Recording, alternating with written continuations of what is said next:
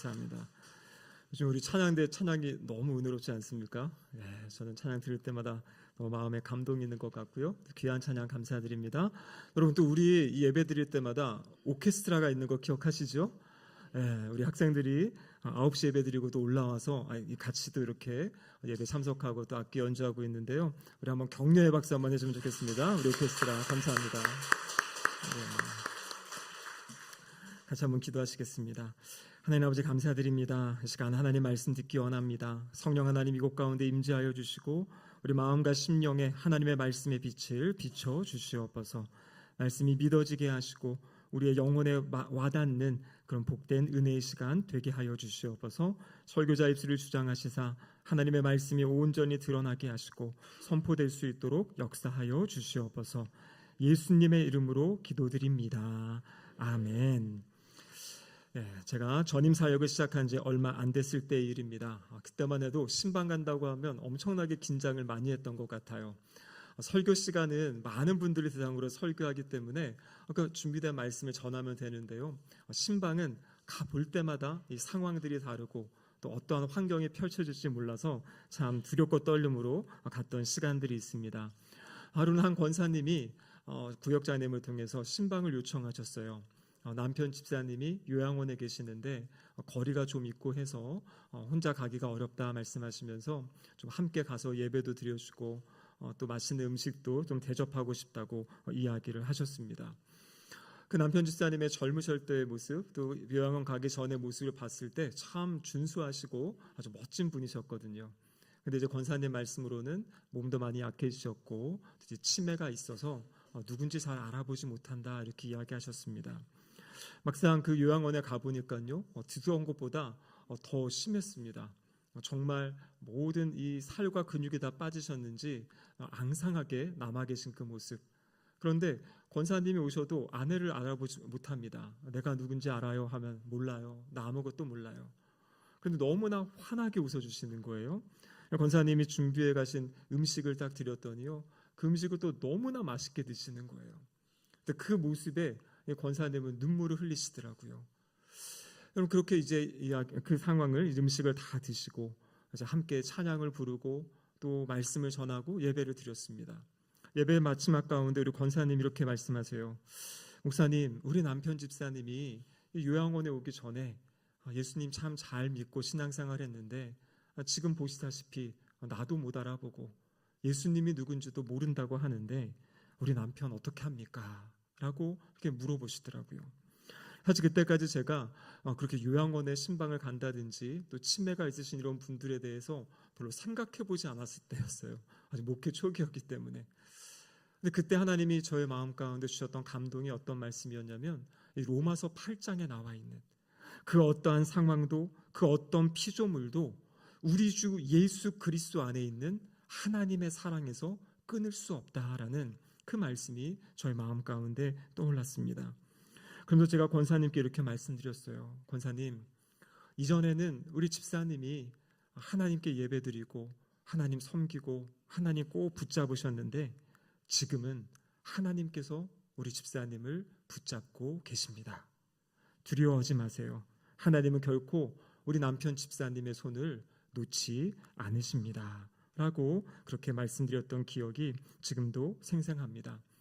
여러분, 그렇습니다. 때로는 우리의 기억에서 우리가 무엇을 잊어버릴 수도 있고 또 어떤 그런 질병 때문에 그렇게 우리의 모든 기억이 사라질 수 있지만 우리 하나님의 사랑은 결코 흐려지지 않습니다. 오늘 우리가 읽은 이 시편 103편은요 다윗의 시라고 되어 있는데 다윗이 얼마나 하나님의 인자하심이 큰지, 하나님의 인자하심이 영원하신지를 찬양하는 그러한 내용입니다. 자신이 지금까지 경험해왔던 하나님의 그 인자하심, 위대하고 놀라우신 하나님의 성품을 찬양하는 이 말씀을 통해서 하나님의 인자하심이 어떠한지 오늘 우리도 이 은혜를 함께 받기를 원합니다.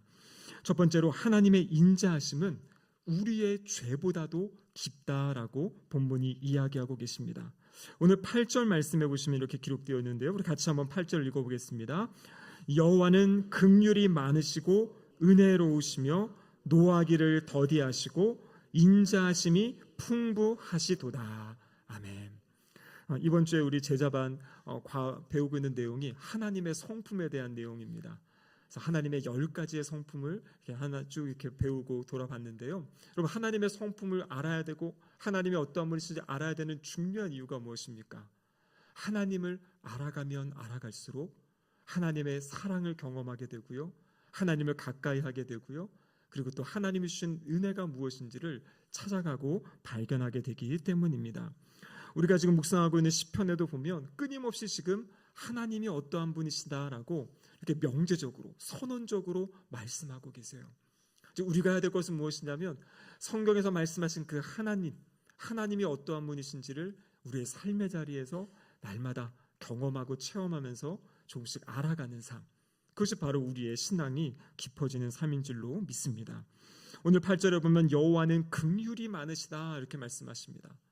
하나님께 우리가 긍휼을 구하기 좋아하죠. 여러분, 긍휼이라는 것이 무엇이냐면요, 이 긍휼이라는 단어의 어원은 어머니의 자궁, 어머니의 태, 그거와 같은 어원을 가지고 있습니다. 바로 어머니가 그 자녀를 사랑하는 그 마음이 바로 하나님께서 우리를 향한 그 마음이다라는 것이에요. 잘못된 방향으로 나갈 때, 죄악 가운데 있을 때 불쌍히 여기고 그를 품어주고 싶은 그 마음, 용서하고 싶은 그 마음이 바로 하나님이 가지고 계신 긍휼함이다라고 이야기하십니다. 하나님은 또 어떤 분이십니까? 은혜로우시다 이렇게 말씀하세요. 여러분, 은혜, 우리 참 많이 사용하는 단어이죠. 여러분, 이 은혜의 그 기본적인 의미는 무엇이냐면요, 아무런 받을 자격이 없는 그 사람에게 베풀어 주시는 호의, 그것이 바로 은혜입니다. 내가 은혜를 받았다는 것은 내가 받을 만한 아무런 자격이 없는데 하나님이 나를 사랑하셔서 나에게 베풀어 주신 그 호의, 그것을 우리가 은혜라고 고백하는 거죠. 이어지는 말씀에 보면 노하기를 더디하신다 이렇게 말씀하세요. 여러분, 하나님은 분명히 하나님의 기준을 가지고 계십니다. 우리 인간을 창조하시고 인간은 이렇게 살아야 되라고 하나님이 정해주신 한계가 있어요.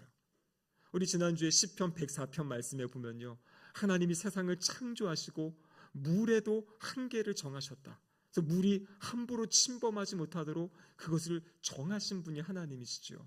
그런데 여러분, 그 하나님께서 우리의 잘못을 보시고 화를 내시고 당장 심판하실 수도 있지만 오늘 본문에 보면 우리 하나님은 노하기를 더디하신다 그렇게 말씀하세요.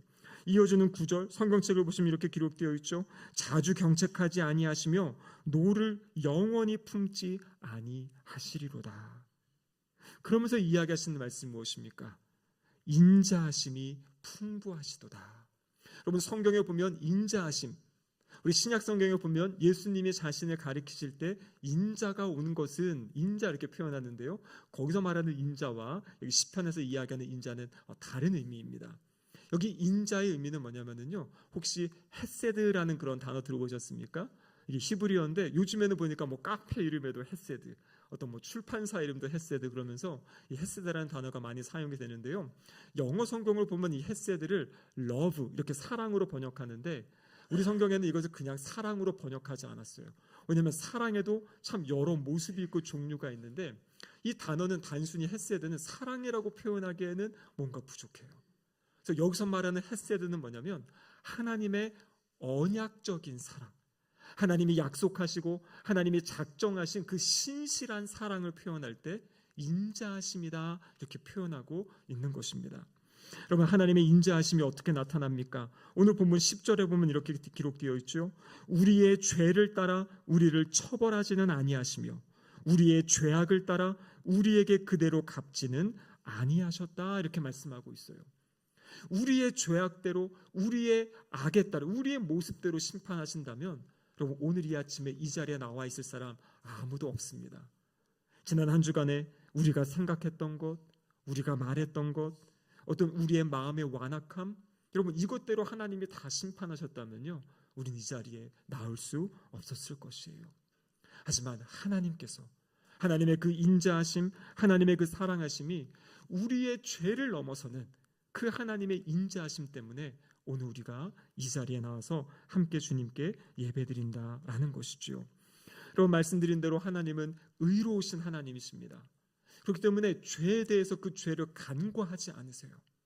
죄의 삭세에 대해서 분명히 그 값을 지불해야 되는 것이에요. 피 흘림이 없은즉 죄 사함이 없다. 그럼 그 죄가 용서받기 위해서는 피 흘림이 있어야 됩니다. 하나님이 우리를 사랑하셔서 하나님을 반역하고 죄 지은 우리 인간들을 구원하셔야 되는데 그 죄값을 누군가가 치러야 되는 거죠. 그렇기 때문에 우리에게 보내주신 분이 누구십니까? 바로 예수 그리스도신 거예요. 어떤 사람들은 이야기합니다. 아니 하나님 사랑이시면 그냥 죄 지은 모든 사람 그냥 다 용서해 주시면 되는 것이 아니냐. 그것은 하나님을 몰라서 그래요. 하나님은 사랑의 하나님이시지만 또한 공의의 하나님이세요. 하나님이 만드신 법, 하나님이 정하신 그 기준, 그것을 하나님은 지키시는 분이시거든요. 그래서 죄 지은 것, 그것에 대한 값을 치러야 되는. 근데 그 값을 누구에게 치르게 하셨습니까? 바로 예수 그리스도에게 그 십자가, 그 사건을 통해 그 값을 치르게 하신 거지요.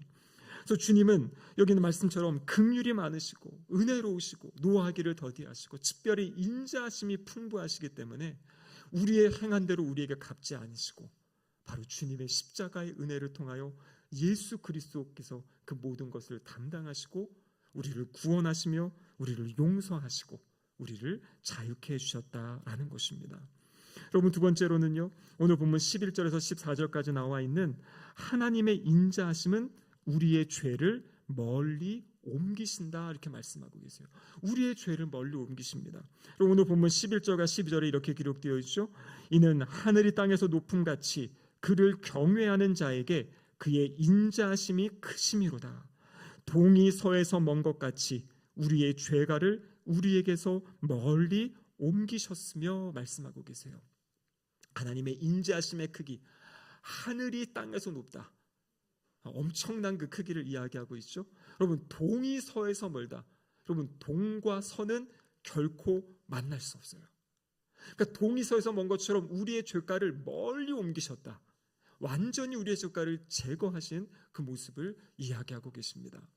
여러분, 성경학자들은 이 본문에서 무엇을 이야기하냐면 레위기 16장에 나와 있는 대속죄일에 대한 이야기를 합니다. 여러분, 레위기 16장에 대속죄일이라는 절기가 있습니다. 이 절기는 어떤 절기냐면 이스라엘 백성들이 지난 한 해 동안 지어왔던 모든 죄를 하나님 앞에 용서받는 날이에요. 그래서 이날 하나님께서 제물을 준비하라고 하시는데요, 그때 염소 2마리를 준비하라고 하십니다. 그래서 한 마리는요 대속제물로 드리는 겁니다. 염소의 머리에 이스라엘 백성의 온 죄를 전가시키고 그 염소를 잡아서 불에 태움으로써 또 피를 뿌림으로써 그 제사법에 따라 하나님께 용서를 구하는 거예요. 그런데 또 한 마리의 염소가 있습니다. 이 염소는 아사셀을 위한 염소라고 구별을 합니다. 그래서 이 염소에게 똑같이 머리에 안수를 하고요, 이스라엘 백성의 모든 죄를 이 염소에게 다 전가시키고 그리고 이 염소를 한 사람이 데리고 광야로 나가는 것이에요. 그 대속죄일에 금식하며 모여있는 모든 사람이 이 아사셀 염소가 이 광야로 나가는 모습을 봅니다. 그리고 이 염소가 어디까지 가냐면요, 아무도 사람이 있지 않은 그곳까지 가고 거기서 염소를 내버려 두면요, 염소가 거기에서 이제 있다가 죽게 되는 거예요. 그러니까 그 모습을 보여주시는 겁니다. 하나님의 그 모든 이스라엘 백성의 죄를 이 염소에게 전가시키고 그 죄가 이 공동체를 떠나서 저 멀리 떠나는 그 모습을 보여주는 거예요. 나중에 역사를 보면요, 간혹 이 염소가 돌아오는 경우가 있어서 그 다음부터는 절벽으로 아예 데려가서 염소를 떨어뜨리는 것까지 해서 다시는 그 죄가 우리에게 돌아올 수 없다, 이 죄로부터 우리를 용서하셨다, 자유롭게 되었다라는 것을 그렇게 보여주시는 장면이 대속죄일에 있는 그 장면입니다. 여기서 동이 서에서 말다라는 것은 그렇게 우리의 죄를 멀리 다 씻어주시는 모습을 보여주세요. 그런데 요한복음 1장에 보면 세례 요한이 예수님을 보고 뭐라고 고백했습니까? 보라, 세상 죄를 지고 가는 하나님의 어린 양이다. 바로 예수 그리스도의 모습에서 그 아사셀 염소의 그 모습을 지금 이야기하고 있는 것이에요. 십자가 위에서 또 그 모든 죄를 다 담당하시고 짊어지시고 우리의 죄를 다 가져가 주신 그 주님의 모습을 오늘 본문이 우리에게 말씀하고 계신 거죠. 여러분, 그렇기 때문에 우리가 의롭다 하심을 받는다, 칭의라고 이야기하죠. 여러분, 이것은 내가 무엇을 잘 살아서 내가 하나님의 말씀을 잘 지켜서 나의 삶이 경건해서 나의 삶이 도덕적이어서 하나님이 우리를 보시고 의롭다고 말씀하시는 것이 아니에요. 우리는 그렇게 살 수가 없어요. 할 수도 없고요. 우리는 조금이라도 선한 일을 하면요, 그걸 통해 내가 드러나기 원하고 내가 자랑되어지기 원하고 언제나 죄악이 섞여 있어요. 그래서 우리의 의로는 결코 하나님 앞에 의롭다 하심을 받을 수 없는 것이에요. 우리가 믿는 복음은 무엇입니까? 내가 할 수 없는데, 우리는 할 수 없는데 그것을 누가 해주셨다라는 것이에요? 예수 그리스도께서. 예수님께서 이 땅을 사시면서 완전하고 완전한 죄 없는 삶을 사셨고요, 십자가 위에서 우리의 모든 죄를 대신 담당하시고 주님께서 우리를 위하여 죽어주시고요. 여러분, 십자가 위에서 놀라운 교환이 일어난 것이에요. 그래서 신학자들은 이것을 신적 교환이라고 그러는데요. 십자가에서 어떤 일이 일어났냐면 우리에 있는 모든 죄악과 우리에 있는 모든 더러움이 다 누구에게로 간 것이에요? 예수 그리스도에게로 다 넘어갔어요. 그런데 여러분, 그것으로 끝난 것이 아니라 예수 그리스도의 그 의로우심, 예수 그리스도의 그 완전하심, 여러분, 그것이 바로 우리에게 임했다라는 것이에요. 우리의 모든 죄와 저주를 주님이 가져가시고 주님이 이루어 놓으신 그 의로우심을 우리에게 전가해 주신 것, 그럼 그것이 바로 우리가 받은 은혜인 줄로 믿습니다. 그러면서 우리가 주님 앞에 나아갈 때는요, 내가 무엇인가 잘 살았으면 하나님 제가 이렇게 한 주간 잘 살았습니다, 그럼 그렇게 나가고, 내가 못 살았으면 하나님 저 너무나 힘들게 했어요, 어려워요, 죄송합니다, 그럼 이것이 아니에요. 우리가 주님 앞에 나아갈 때는 내가 잘하고 못했고, 여러분, 이것을 기준으로 나가는 것이 아닙니다. 오직 예수 그리스도의 십자가를 의지해서, 주님, 저는 이번 한 주간도 부족하고 연약했지만 나를 위해 십자가에서 죽으시고 그 의를 행하여 주신 그 주님을 의지하여서 제가 주님 앞에 나왔습니다. 여러분, 이러한 고백으로 주님 앞에 나아가시기를 주님의 이름으로 축복합니다. 여러분, 우리의 생각으로는요, 이 복음, 이 은혜가 잘 받아들여지지 않아요. 그냥 주신다고 해도요, 우리는 그냥 받을 생각을 하지 못합니다. 내가 무엇인가 해야 될 것 같은 마음이 우리 안에 끊임없이 있는 것이에요. 그래서 나는 그것을 못해서, 나는 그것이 안 돼서, 우리의 삶에 조금 풀리지 않거나 어려운 문제가 있을 때 하나님이 지금 나를 또 혼을 내시나, 언제나 하나님을 두려운 마음으로, 무서운 분으로, 심판자로 생각하는 우리의 마음이, 우리의 경향이 있어요. 그런데 가장 기본적인 생각은 뭐냐면요, 하나님은 우리를 사랑하시는 거예요. 하나님은 우리를 하나님의 인자로 대해주시는 겁니다.